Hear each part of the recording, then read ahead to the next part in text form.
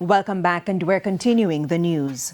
A Westmoreland woman is battling for life in hospital after she was allegedly set on fire by another woman in Whithorn district on Thursday. In a twist of events, police have confirmed that the accused was allegedly stabbed by another woman shortly after the incident. TVJ News understands that both women are hospitalized, one under police guard. Reports are that the two women had an altercation, and shortly after, the accused poured gasoline on the other woman and set her ablaze. Another woman who intervened stabbed the accused. A police source says the woman who inflicted the stab wounds on the accused is in custody.